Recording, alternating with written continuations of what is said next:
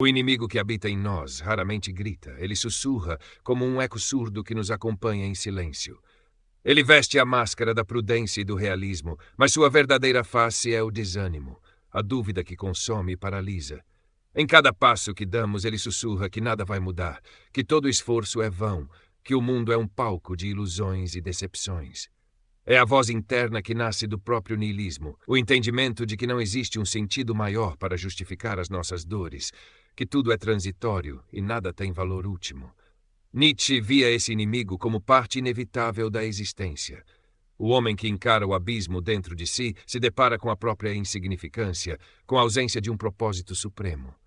É nesse vazio que o inimigo ganha força, alimentado pela falta de certezas e pela desesperança que corrói. Schopenhauer, por sua vez, nos lembra que a vida é sofrimento. Um ciclo incessante de desejos frustrados e vontades que jamais se saciam. Quando não aceitamos essa natureza, a voz dentro de nós cresce ainda mais, insistindo que não vale a pena continuar. E, no entanto, talvez seja justamente nessa aceitação que a resistência começa. Não se trata de calar o inimigo, porque ele nunca se cala, mas de reconhecê-lo como parte de quem somos. Como um músculo que dói durante a fisioterapia, essa voz interior não precisa ser um tirano absoluto. Ela pode ser vista como um lembrete de que a vida não oferece garantias, de que o caminho não tem destino certo. Isso, longe de ser um fardo, pode ser uma libertação. Se não há sentido supremo, também não há necessidade de carregar o peso do mundo. O inimigo em você sempre dirá que é tarde demais, que seus fracassos te definem, que a esperança é uma mentira. Mas a filosofia nihilista nos ensina que, se nada tem sentido absoluto, então nada tem o poder de definir você para sempre. As derrotas são apenas momentos, não sentenças eternas. E se tudo é transitório, até mesmo o desânimo pode ser visto como um vento passageiro, um vento frio e cortante, mas que não dura para sempre. Não há cura milagrosa para a voz que diz que tudo vai dar errado. Mas existe a possibilidade de não dar ouvidos, de tratá-la como uma velha conhecida que bate à porta, mas que você não precisa convidar para entrar. Nietzsche falava da necessidade de criar seus próprios valores, mesmo diante do vazio. Schopenhauer reconhecia o sofrimento como condição básica do viver, mas também via na contemplação estética, na arte, na música, na beleza, uma fuga temporária desse ciclo. Talvez seja isso que nos reste, aprender a dançar no caos, a rir das certezas que nunca chegam, a encontrar breves instantes de alívio onde o inimigo em nós se cala por um segundo. E nesse instante, ainda que curto, podemos respirar, podemos continuar. A voz do inimigo dentro de nós nunca se cansa, nunca dorme. Ela ronda os cantos escuros do nosso pensamento, sempre pronta para nos lembrar do fardo que carregamos. Às vezes essa voz tem o rosto de nossos fracassos passados. Outras vezes veste as roupas de uma ansiedade que sussurra sobre desastres futuros. Nietzsche falava sobre a necessidade de abraçar o eterno retorno, de viver cada momento como se fosse para sempre, mas como abraçar o que nos destrói por dentro. O niilismo nos diz que não existe nenhum sentido cósmico em nossas dores, que não há propósito transcendente em cada lágrima que cai. E essa verdade, embora brutal, também liberta. Se não existe uma razão final, então não somos prisioneiros de um destino cruel, mas apenas viajantes em um mundo indiferente. O inimigo em nós quer nos convencer de que somos frágeis demais, mas Schopenhauer nos lembra que a vida sempre foi um campo de batalha, onde cada pequeno prazer é pago com a moeda do sofrimento. Nesse palco sem direção, a escolha não é entre esperança e desespero, mas entre a rendição e a aceitação lúcida. Aceitar o inimigo que vive em nossos pensamentos não significa dar-lhe razão. Significa apenas ver que ele faz parte do cenário humano. Ele nasce da consciência, do excesso de reflexão que faz a alma adoecer. Nietzsche dizia que só podemos suportar a vida se tivermos força para rir dela, para criar a nossa própria dança mesmo na beira do abismo. E essa dança começa quando paramos de esperar um final feliz e aceitamos a vida como ela é, inacabada, confusa e por isso mesmo digna de ser vivida. A dor emocional, como a dor física, muitas vezes exige tempo e paciência para ser trada. Uma ferida no corpo precisa de repouso, de cuidado, de suturas precisas. O mesmo vale para as feridas na alma. Mas ao contrário das lesões visíveis, as cicatrizes internas não têm cor nem forma e por isso parecem mais ameaçadoras. Elas surgem de cada voz que nos condena ao fracasso, de cada julgamento que carregamos como âncora invisível. No entanto, o niilismo nos ensina a enxergar essas dores como parte de um jogo sem regras fixas. Não há tribunal cósmico onde somos julgados. Não há dívida a pagar ao universo. Por isso, podemos nos permitir errar, levantar e continuar, sem esperar redenção, sem buscar sentido maior onde não existe. O inimigo em você quer que acredite que sua queda é o fim. Mas a queda, como tudo no mundo, não passa de um instante no fluxo infinito do devir. Assim, mesmo quando a voz ecoa, mesmo quando o peso parece insuportável, podemos lembrar que nada é eterno, nem mesmo esse inimigo que habita em nós. E talvez aí resida a força para seguir, passo a passo, sem promessas de salvação, mas com a lucidez que só o niilismo oferece, a de que, em meio ao nada, tudo ainda pode ser. E quando a voz do inimigo sussurra mais alto, quando nos obriga a escutar apenas seus lamentos, somos convidados a olhar para o vazio.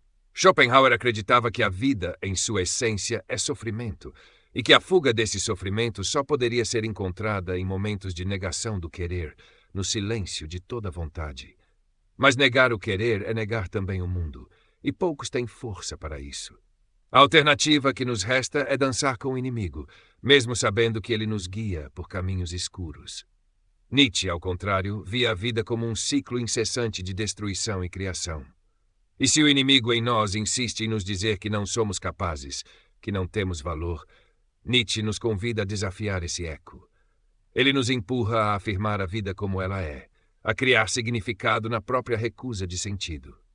É nesse confronto que encontramos uma forma de liberdade, não a liberdade de se livrar do inimigo, mas a liberdade de conviver com ele sem se ajoelhar diante de suas palavras. A modernidade, com sua pressa e excesso de estímulos, amplifica essas vozes internas.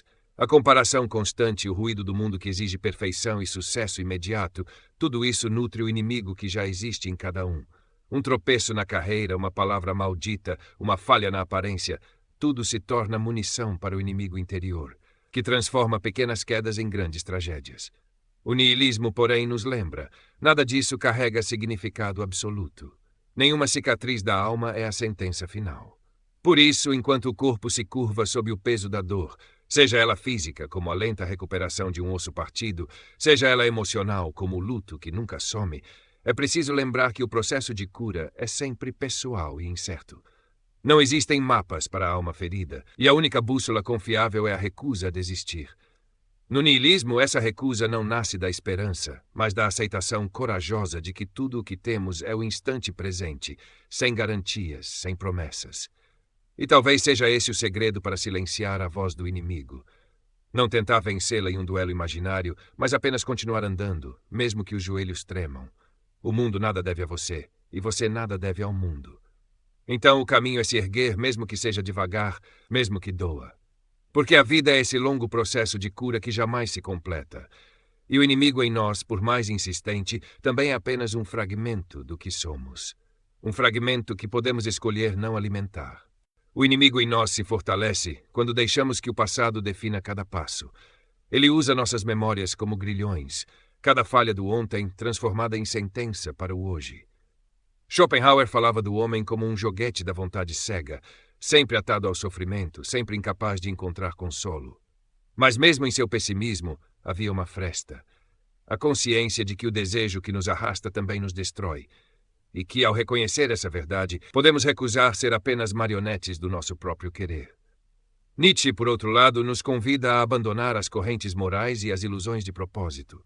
Quando o inimigo interno exige perfeição e castiga cada imperfeição, ele se alimenta da ideia de um sentido que não existe.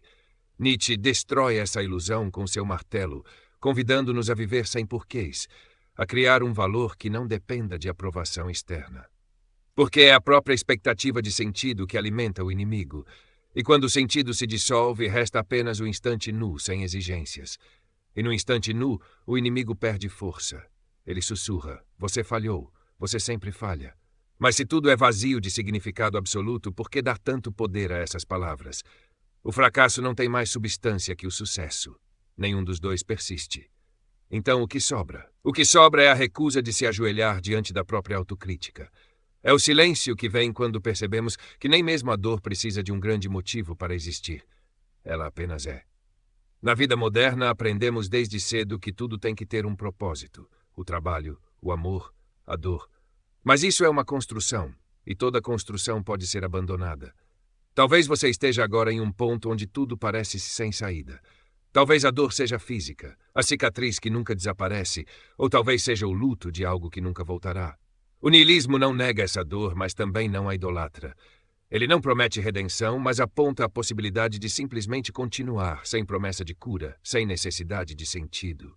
Assim, o inimigo interno não desaparece.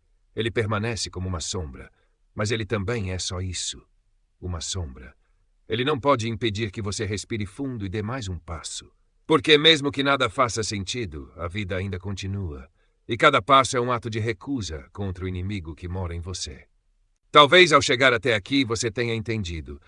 O inimigo não some, mas também não precisa ditar cada movimento. Ele cochicha nos cantos escuros da mente, evocando fracassos passados e criando temores sobre um futuro que talvez nunca chegue. Essa é a marca do niilismo. O reconhecimento de que não há justificativa suprema para o sofrimento, mas também a liberdade de não se curvar diante dele. Nietzsche disse que somos como equilibristas no fio da existência, balançando entre o abismo e a superação. Ele não nos dá garantias de que vamos permanecer de pé, mas também não exige que nos prostremos diante do medo. O inimigo em você quer a rendição. Ele quer que você aceite que tudo é vão, e por isso não vale a pena. Mas o niilismo real, aquele que não se refugia em consolos fáceis, permite que você caminhe mesmo assim, sem um porquê, sem a promessa de salvação. Schopenhauer pintou a vida como um perpétuo ciclo de desejo e insatisfação, como um moinho que nunca para. Você pode se ver esmagado por esse moinho se tentar dar um sentido maior a cada grão de sofrimento. Mas se você aceita a ausência de sentido, esse moinho se torna apenas um mecanismo, nada mais. Ele continua girando, mas você não precisa se identificar com ele. Na prática, isso significa reconhecer que nem sempre o que você sente ou pensa tem a força que acredita ter. Esses pensamentos, essas vozes do inimigo, são apenas parte do fluxo. Eles não precisam ser combatidos com violência nem alimentados com atenção. Você pode apenas observá-los, como quem observa a chuva cair. Ela vem e vai, sem sentido, sem controle, e não destrói a essência da vida. Talvez você esteja hoje enfrentando dores profundas, feridas na alma que sangram sem parar ou o corpo que se recusa a obedecer. Talvez essas dores jamais se curem por completo. Mas a recusa em atribuir a elas um significado absoluto é também a recusa em permitir que te definam. Quando você se recusa a ser só o eco dessas vozes, você afirma a única verdade que o niilismo deixa em pé: a liberdade de continuar. E assim o inimigo em você segue sussurrando. Mas agora você sabe que ele não precisa ser seu guia. Ele é parte de você, mas não toda a história. Você respira, se ergue e dá mais um passo. Mesmo sem um destino final, cada passo é um ato de resistência contra esse inimigo que sempre existirá. E isso, no fundo, basta. Obrigado por assistir até o final. Não deixe de se inscrever no canal Nihilista Moderno para não perder as próximas reflexões. Se esse vídeo te ajudou, comente e compartilhe. Um abraço e até a próxima.